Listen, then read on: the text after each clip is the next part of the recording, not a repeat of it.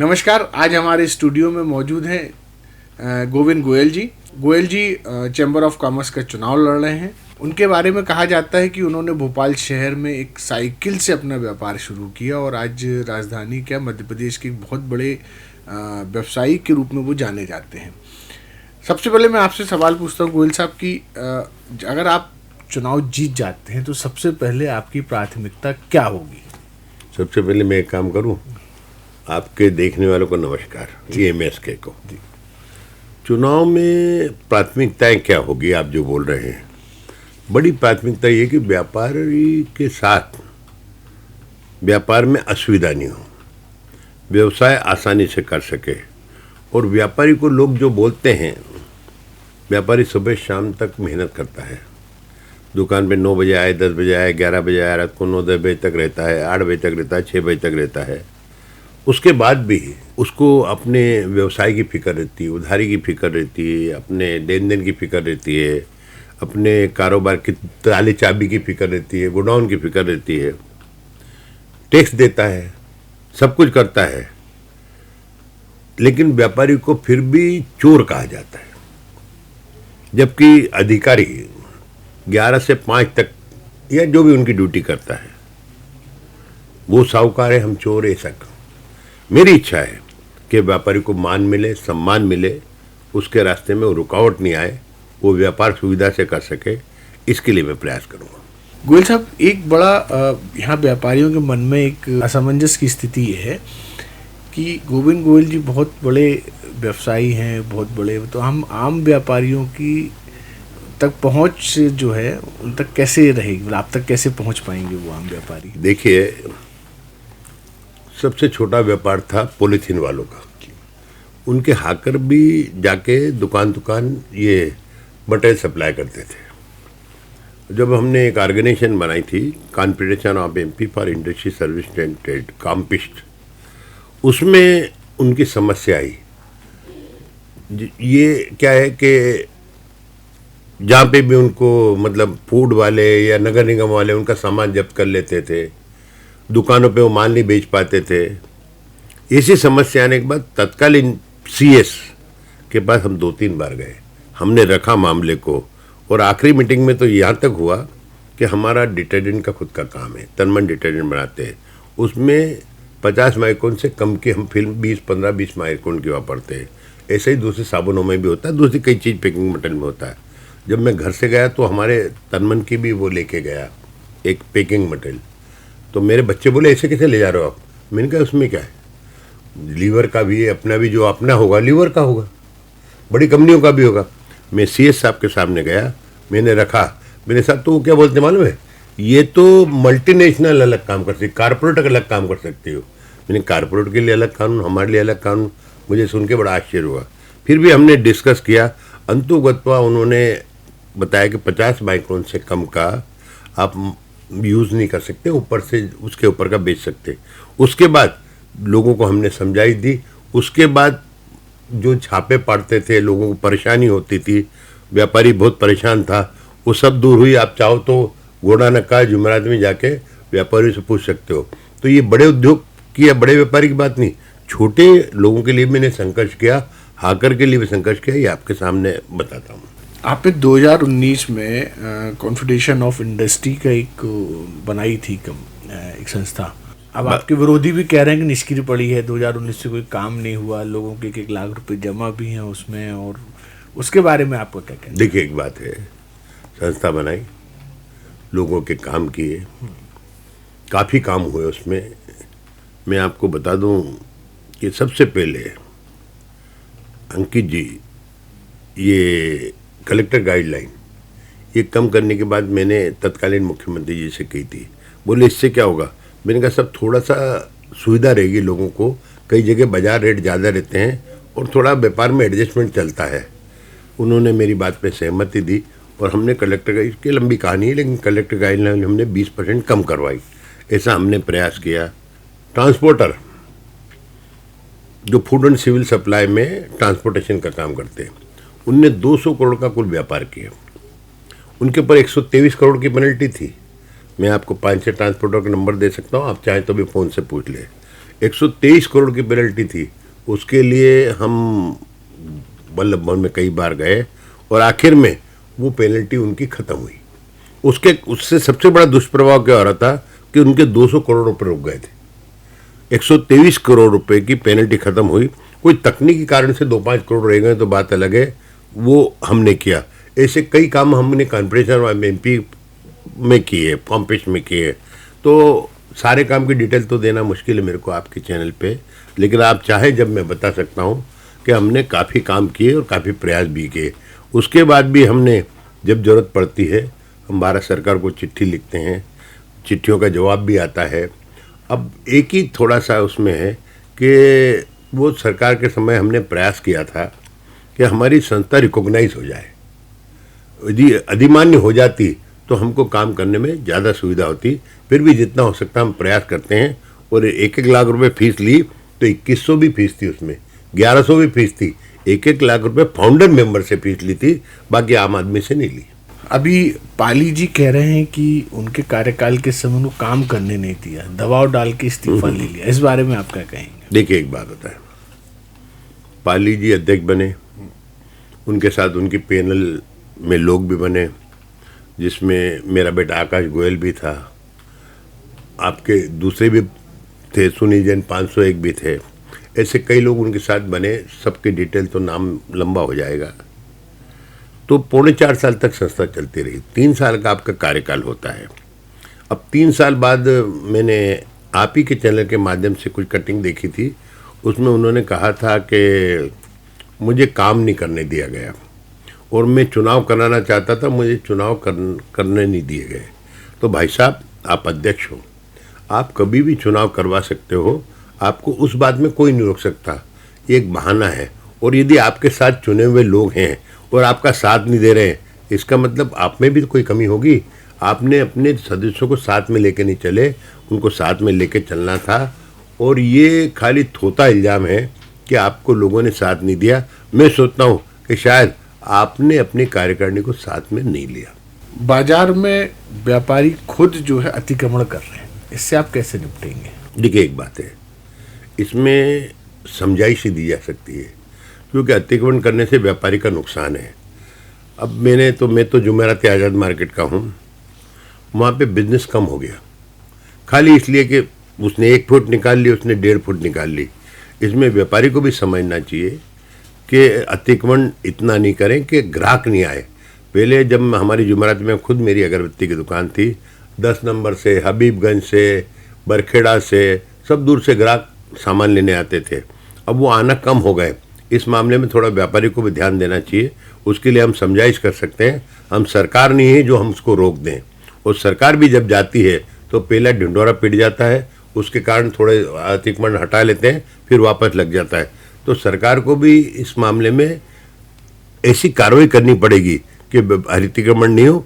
और हम ये कोशिश करेंगे कि व्यापारी अतिक्रमण नहीं करे, जिससे उसका व्यापार सुव्यवस्थित चले। आप कांग्रेस पार्टी से जुड़े हैं, चुनाव भी लड़ चुके हैं, आपको लगता है कि वर्तमान सरकार या प्रशासन आपको सहयोग देगा? देखिए, एक बात है, राजनीति अलग चीज़ होती है और व्यापार अलग चीज़ होती है। मैं व्यापारी भी हूँ और मेरा प्रयास रहेगा कि वर्तमान सरकार के पास जाए। हम कोशिश करेंगे सरकार के सामने जाके अपनी बात रखने की, और इस संगठन को इतना मजबूत करेंगे कि संगठन मजबूत होने पे यदि जरूरत पड़ी तो धरना प्रदर्शन भी करना पड़े तो करेंगे। इसलिए क्या है कि सरकार क्यों नहीं सुनेगी, हम सरकार के हित की बात करेंगे, व्यापार के हित की बात करेंगे। उसी से तो मध्य प्रदेश का विकास होगा, उसी से तो भोपाल का विकास होगा। हम उसके लिए पूरा प्रयास करेंगे और मैं सोचता हूँ कि हमारी बात उचित रहेगी, व्यवस्थित रहेगी तो सरकार सुनेगी। समझाने का तरीका व्यवस्थित होना चाहिए, कामयाबी मिलेगी। चैम्बर की सदस्यता आपने 10,000 करने का निर्णय लिया है, उसकी फीस कितनी आप सोच रहे हैं, कितनी रखेंगे कि आम व्यापारी भी उससे जुड़ सके? देखिए, इसमें मेरा विचार है कि कार्यकारिणी की जब बनेगी उसमें विचार किया जाएगा। इसमें कैटेगरी वाइज होना चाहिए फीस, कि बड़े व्यापारी को थोड़ी ज़्यादा फीस हो, छोटे को कम हो, महिलाओं के लिए कम हो। इस तरीके से प्रयास करेंगे। उसके अलावा भी हम लोगों को जोड़ने के लिए चैम्बर कुछ महत्वपूर्ण रोल करेगी। हम लोग उनके काम आएंगे तो मैं सोचता हूँ ज़्यादा व्यापारी जुड़ेंगे, और जोड़ने के लिए हमारी टीम को जाना पड़ेगा।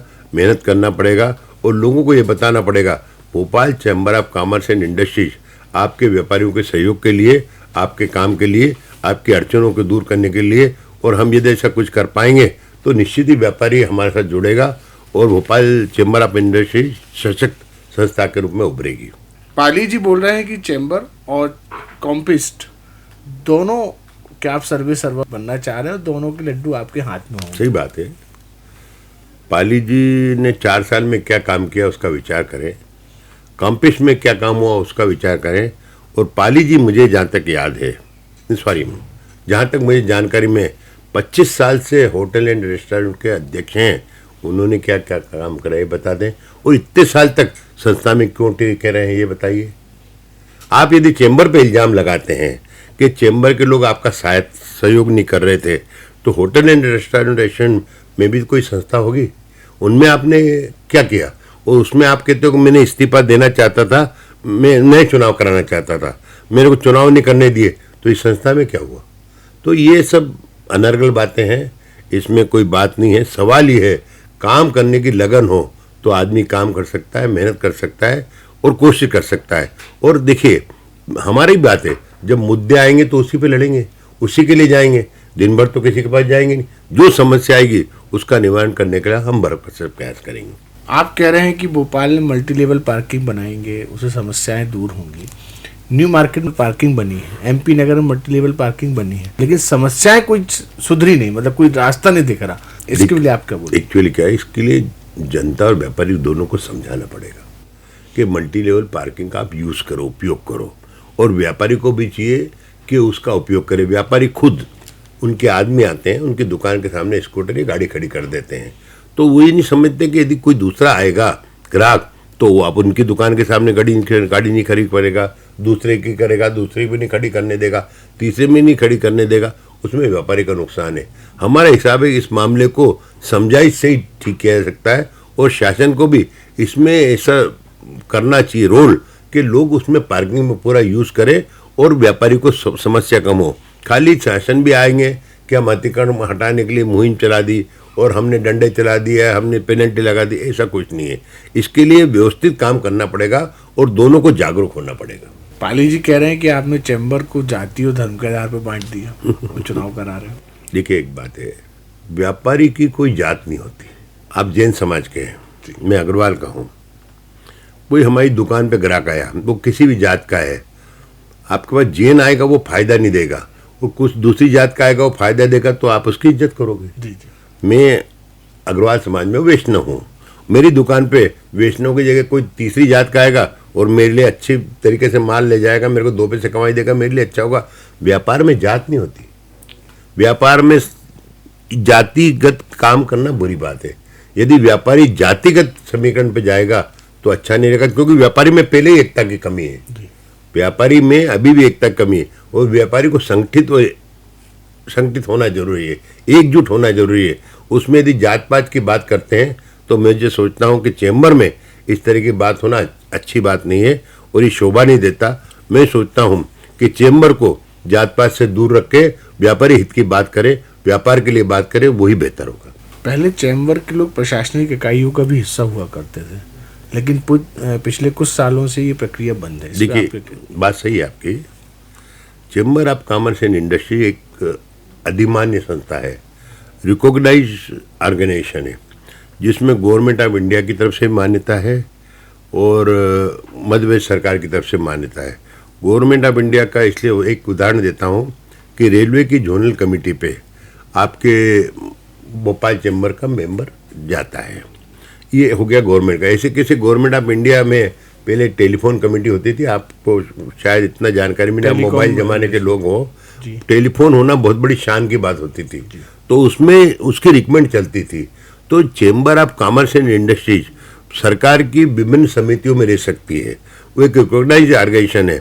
उसमें आपको पहल करके सरकार को ये सब याद दिलाना पड़ेगा, सरकार को लिखना पड़ेगा, सरकार को बताना पड़ेगा कि आपकी विभिन्न समिति बनती है जो व्यापार से संबंधित हो, उसमें चैम्बर का प्रतिनिधि हो, और वो हो सकता है क्योंकि मैंने कहा कि अधिमान्य संस्था है सरकार की तरफ से और ये मजबूती से व्यापारी की अपनी बात रखेगी, और जब व्यापारी की बात संस्था रखेगी तो व्यापार का विकास होगा, तो सरकार का भी तो विकास होगा। सरकार को टैक्स मिलेगा, सरकार को रेवेन्यू मिलेगा, तो सरकार और व्यापारी एक दूसरे के पूरक हैं, तो दोनों को मिलकर चलना पड़ता है, और चेंबर ऑफ कॉमर्स इसमें बहुत बड़ा महत्ता रोल कर सकती है। गोयल साहब, एक सवाल ये है कि अभी ये सुनने में आया था कि चैम्बर में आप निर्विरोध अध्यक्ष चुन लिए गए थे, पाली जी ने आपको मिठाई भी खिला दी थी और आपके बहुत पुराने भी संबंध हैं, फिर एक चुनाव की नौबत क्यों आ गई? देखिए, एक बात है, पाली जी ने 3-3.5 महीने पहले रात को 11 बजे एक समाचार पत्र में व्हाट्सएप करके अपना इस्तीफा भेजा। दूसरे दिन समाचारों में छपा। मेरे को इत्तेफाक की बात है, समाचार पत्र से रात को फोन आया कि ऐसा हुआ, क्योंकि समाचार पत्र वाले भी कंफर्म करते हैं। मैंने कहा भाई ऐसा हो नहीं सकता, उन्होंने मुझे व्हाट्सएप करके उनका इस्तीफा भेज दिया। अब ये कहाँ की बात है कि एक संस्था का सिस्टम होता है, व्यवहार होता है। आपसे मैं ये पूछना चाहता हूँ कि सरकार में मुख्यमंत्री भी इस्तीफा देता है तो विधानसभा अध्यक्ष को देगा, विधानसभा में देगा या गवर्नर को देगा। पाली जी ने जिस तरीके से इस्तीफा दिया, ये मैं सोचता हूँ चेंबर की गरिमा के अनुरूप नहीं था। यदि वो चेंबर के अंदर इस्तीफा देते तो चेंबर के कार्यकारिणी के सदस्य उल्टा उनसे बोलते कि भाई साहब क्या बात है, क्यों दे रहे हैं, और उनको समझाते, उसको उनका फायदा होता। तो पाली जी कब क्या कर दे उसका कोई ठिकाना नहीं। मुझे आमंत्रण दिया गया कि आप आ जाइए, अपन बात करेंगे। मैं चेंबर का चुनाव कहीं से लड़ने के लिए एक पैसे भी नहीं सोचा था। मेरा बेटा आकाश गोयल, जो पाली जी के हटने के बाद चेंबर का अध्यक्ष बना था, वही चुनाव लड़ने के मूड में था, वही लड़ना चाहता था। अब साहब मुझे बुलाया गया किसी होटल में, मैं अकेला गया, वो 10 लोग थे, मुझे समझ में नहीं आया। मैं समझा कि कोई चर्चा करने के लिए किसी एक व्यक्ति ने बुलाया, 2 व्यक्ति ने बुलाया, बोलेंगे उनको सबको देख के दंग रहेगा। उन्होंने 1.5-2 घंटे तक एक ही बात करी कि आप व्यापार को समझते हैं, उद्योग को समझते हैं, व्यापारी की अच्छी तरीके से हितों की लड़ाई लड़ सकते हैं, आप इसका अध्यक्ष बन जाइए। मैंने कहा सब में तो बहुत मुश्किल है, क्योंकि मेरा बेटा लड़ रहा है और मैंने सोचा भी नहीं, मैं अपने आराम से अपनी बेटा काम काज कर रहा, अपन मस्ती की ज़िंदगी जी रहे। और देखो कोई भी जिम्मेदारी संभालते हैं उसके लिए कुछ करना पड़ता। अंतोगत्वा 1.25-2 घंटे तक मीटिंग हुई। मैंने उनको कहा कि मैं कल जवाब दूंगा, माने नहीं सब लोग। 10 लोग थे, मैं अकेला था, और बाद में मिठाई मंगा के पाली जी ने खुद मेरे को अपने हाथ से मिठाई खिलाई। बाद में मालूम पड़ता है 4-5 दिन बाद कि उनने जो जिस तरीके से बीच बीच में व्यूह रचना करी, उनके पास चेंबर ऑफ कॉमर्स की कमेटी में लड़ने के लिए उपयुक्त लोग नहीं थे। तो उन्होंने हमारे पास जो एक्चुअली आखिरी में उन्होंने पाली जी ने कह दिया था कि भाई आधे होंगे। ठीक है भाई, जब समझौता होगा तो आधे दोनों पदाधिकारी होंगे। तो हमारे पास जो 12 पदाधिकारी थे तैयार, हमने 6 को थोड़ा सा टालना शुरू किया, क्योंकि हम 12 में से ही लड़ा सकते हैं। तो वो 6 को उन्होंने अपनी तरफ करना शुरू किया, उनके करके। और एक्चुअली उनकी इच्छा ये थी कि खुद लड़े, वो तीसरे का नाम ले, चौथे का नाम ले, और हमको भ्रमित करते गए, हमको घुमा फिराते रहे। और अंतोगत्वा देखिए वो खुद चुनाव में, मैं सोचता हूं कि यदि वो आज चुनाव लड़ रहे हैं तो इस्तीफा ही क्यों दिया, और कार्यकारिणी ने उनका सहयोग नहीं दी तो आप कैसे देगी? जब पिछली कार्यकारिणी वो आराम से चुनाव लड़े थे, उस चुनाव में मैं भी उनका साथी था, मैंने उनकी पैनल के लिए प्रयास किया। वो मेरे खुद ऑफिस में आए, उन्होंने काफ़ी रिक्वेस्ट की कि यार आकाश को मेरे साथ लड़ाओ। अब किस तरीके से की ज़्यादा शब्दों में बोल नहीं सकता, लेकिन जिस तरीके से की आकाश गोयल को मैं नहीं चाहता था कि ये चैम्बर में आए, क्योंकि अपना व्यापार व्यवसाय करेगा, नहीं तो कहीं ना कहीं व्यापार व्यवसाय में थोड़ा फर्क पड़ता है। लेकिन उन्होंने खूब रिक्वेस्ट की, मैंने उनको चैम्बर में आकाश मेरे बेटे को चुनाव लड़ाया, और उन्होंने उनके साथ काम किया। अब पाली भाई क्या कब सोचते हैं, क्या कर सकते हैं, ये तो ऊपर वाला जानता है, या शायद आप जान जाओ, मैं तो नहीं समझ पाता है। अरे आपको तो 40 साल पुराने संबंध है। पुराने संबंध है, निश्चित बात है। हम पुराने भोपाल के, वो पुराने भोपाल के। सुनिए, जब पहली कार्यकारिणी लड़ी थी उन्होंने, तब मैंने उनकी मदद की। पूछ ली, एक बार भी एजीएम हुई थी, उसमें मैंने बताया, उन्होंने खुद ने बोला था।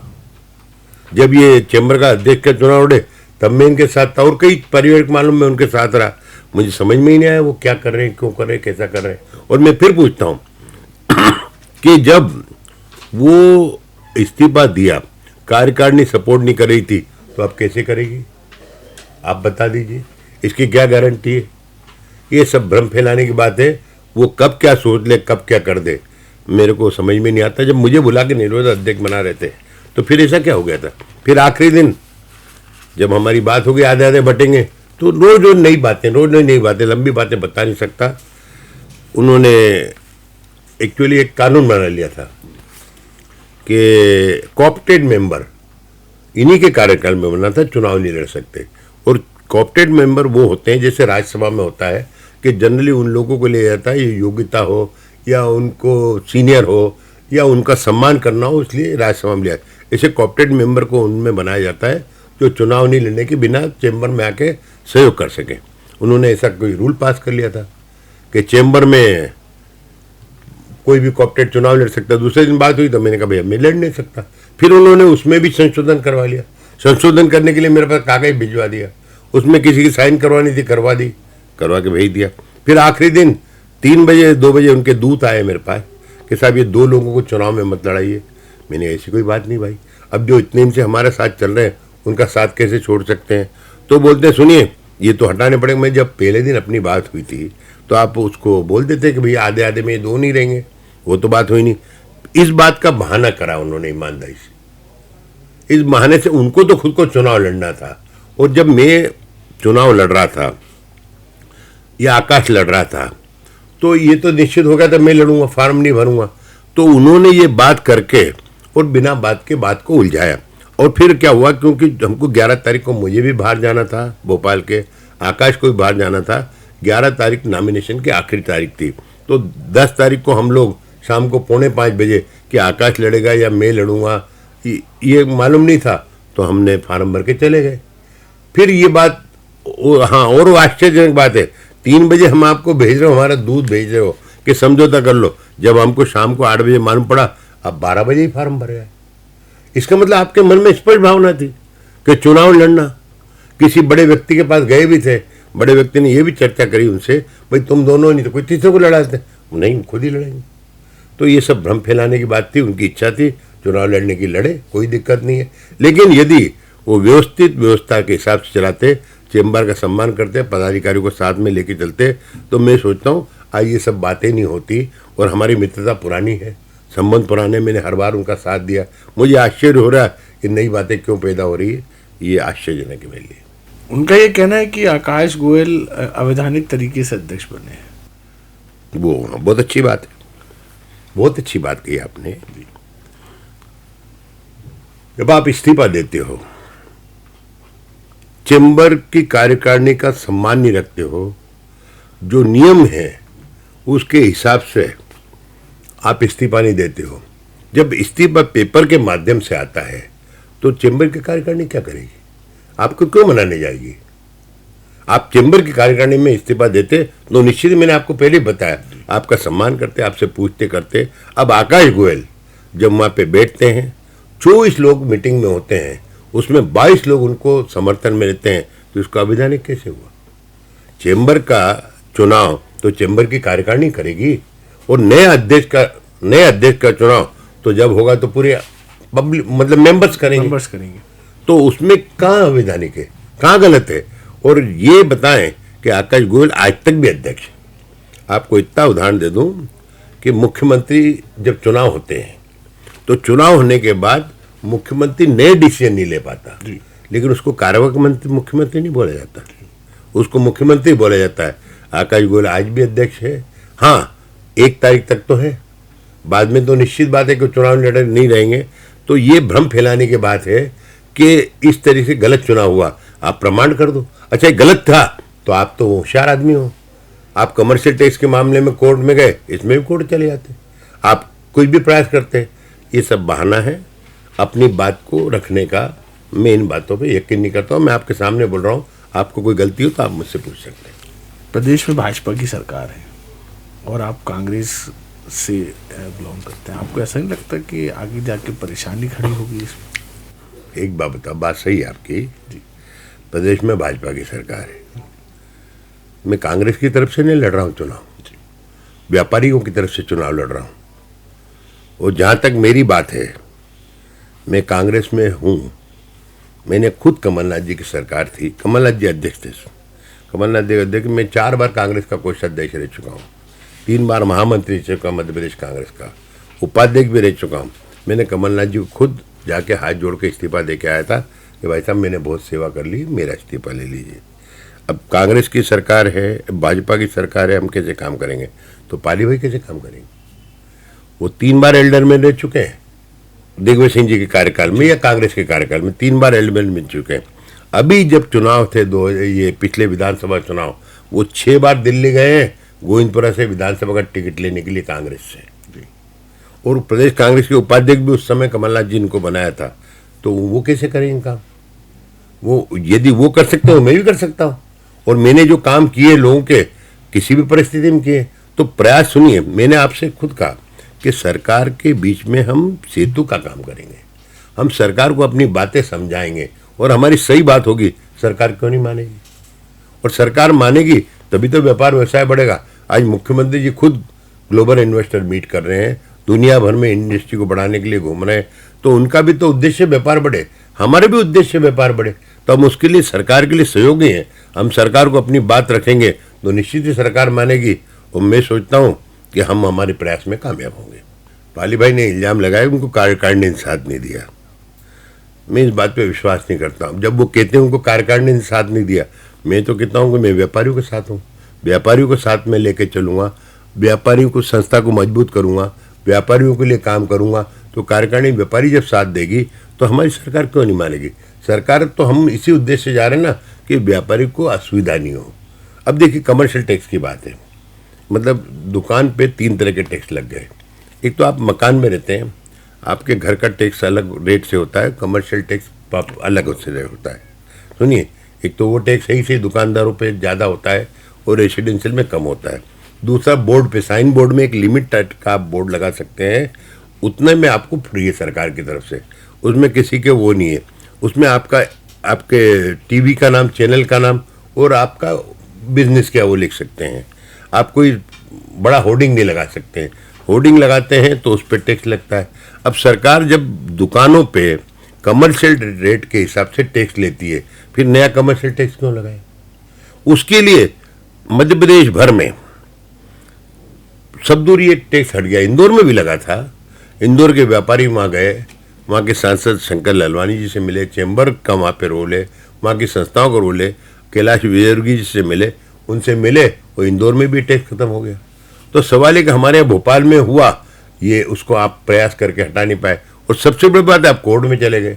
कोर्ट में जाने की जरूरत ही नहीं है। मैं जानता हूँ कोर्ट में जाने से व्यापारी का फायदा नहीं होता है, क्योंकि देखिए सरकार के पास बहुत बड़े वकील हैं, बहुत ताकतवर होती है सरकार, और आप खुद जानते हो अंकित जी कि ज़्यादातर फैसले सरकार के पक्ष में होते हैं। तो हमको सरकार से लड़ने की जगह सरकार से कोऑर्डिनेशन करते, तो मैं सोचता हूँ ये टैक्स हट जाता। चूँकि मामला कोर्ट में चले गया तो और उलझ गया। तो उलझाना नहीं, सुलझाने के लिए हमको कुछ करना है। हम प्रयास करें कि सरकार से तालमेल बिठा के काम करें, और सरकार भी चाहेगी कि व्यापारी को दिक्कत नहीं हो, क्योंकि सब सुनो, सरकार को रेवेन्यू देने वाले तो हम ही लोग हैं भाई। इनकम टैक्स भी दें, जीएसटी भी दें, और कमर्शियल टैक्स भी दें, मतलब दुकानों का जो भी है, प्रॉपर्टी टैक्स अलग है, इसे प्रॉपर्टी घर का तो अलग बात सबको देना पड़ता है, कि कमर्शियल रेट से कमर्शियल टैक्स देना पड़ता है। ऐसी परिस्थिति में सरकार को जो भी है, सरकार को व्यापार उद्योग से टैक्स मिलता है, इसलिए सरकार भी हमारी सुनेगी, हम भी उनको सुनाएंगे, हम प्रयास करेंगे, और मैं सोचता हूँ प्रयास में कामयाब होंगे। लेकिन प्रयास ही कर सकते हैं सरकार कोई भी हो। और आपने बताया कांग्रेस का मैं हूं, तो वो कौन सी पार्टी का पूछ लीजिए। तो सवाल उसका नहीं है, सवाल अपने तरीके का होता है, प्रयास का होता है। हम खुद यहाँ के माननीय विधायक जी हैं, अपने विधायक हैं, विष्णु खत्री जी है, रामेश्वर शर्मा जी है, भगवान दास सबनानी जी है, मंत्री विश्वास सारंग जी भी हैं, कृष्णा गौर जी, सबसे अपनी बातें रखेंगे, महापौर जी के सामने भी अपनी बात रखेंगे, प्रयास करेंगे। देखिए प्रयास ही किया जा सकता है, व्यापारी कोई बहुत बड़े लड़ाई नहीं लड़ सकता। हाँ, संगठित होके यदि व्यापारी अच्छी तरीके से प्रेजेंटेशन दे और सरकार को हाथ जोड़ के समझाए, नहीं तो धरना प्रदर्शन करे, तो सरकार कहीं कहीं सुनेगी, और सरकार व्यापारी के पक्ष में निर्णय लेगी। और व्यापारी का पक्ष नहीं, वो सरकार का भी पक्ष है। जो व्यापार बढ़ेगा तो सरकार भी बढ़ेगी। व्यापारी जो हमारे यहाँ हैं, व्यापारी सब पार्टियों से जुड़े रहते हैं, कोई किससे, सबके अपने अपने संबंध होते हैं। तो व्यापारी chamber of commerce and industry व्यापारियों की संस्था है, उद्योगपतियों की संस्था है। उसमें राजनीति का कोई काम नहीं है। इसमें अपनी अपनी पार्टी है, सबका अपने अपने विचार है, लेकिन हमारी एक ही पार्टी है कि हमारा व्यापार बढ़े, हमारे व्यापार का विकास हो। तो हम किसी की भी सरकार हो उससे मिल के चलेंगे। मेरा निवेदन है, इसको राजनीति से नहीं जोड़ें, इसको व्यवहार से जोड़ें, इसको व्यापार के उत्थान से जोड़ें, इसको अच्छी सोच से जोड़ें। इसको राजनीतिकरण करना मैं उचित नहीं मानता हूँ। राजनीति अपनी जगह है, व्यापार अपनी जगह है। और सुनिए, मेरे को याद आ गया, सोने चांदी वालों की 60-65 दिन हड़ताल चली थी, उस पर एक्साइज लगी थी, चौक में धरना था। मैंने जाके वहाँ अच्छा भाषण दिया तो मुझे फ़ोन आ गया, भाई आप क्यों बोले वहाँ पे, मनमोहन सिंह जी हैं वहाँ पे, आप सरकार के खिलाफ क्यों बोल रहे हो। मैंने सरकार के खिलाफ नहीं बोल रहा हूँ, व्यापारियों को जो असुविधा है उसके पक्ष में बोल रहा हूँ। और मैं कांग्रेस का कोषाध्यक्ष बना हूँ, तो निश्चित ही आप लोगों ने कुछ मेरे में क्षमता देखी होगी। मैं व्यापारी हूँ तभी कोषाध्यक्ष बना है ना, हिसाब किताब रखना जानता हूँ, व्यवहार करना जानता हूँ। तो मैं तो व्यापारी की बात कर रहा हूँ, मानेंगे नहीं। उसके 2-3 दिन बाद दूसरा धरना कोलार पे हुआ, तो हमारी पार्टी के दूसरे लोग भी आ गए, सब समझ गए भाई मेरा काम है सरकार के सामने बात रखना। मैं सरकार का विरोध नहीं कर रहा हूँ, और सरकार के सामने अपने सक्षम बात रखूंगा तो सरकार मानेगी। और मानेंगे उस काम में सराफा एसोसिएशन के साथ मिलकर मैंने काम किया। पूरे देश में हुई थी उस तरह का आंदोलन।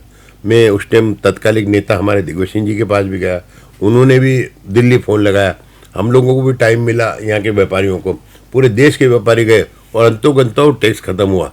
तो अपनी सरकार में भी काम होता है और विपक्ष में भी काम होता है। काम कराने का प्रयास करना पड़ता है, ईमानदारी से करना पड़ता है। वो किया है, करता रहूँगा। आगे ऊपर वाला है, जितना साथ देगा वो ठीक है। बाकी गारंटी किसी की चीज़ की नहीं होती है, प्रयास किया जाता है।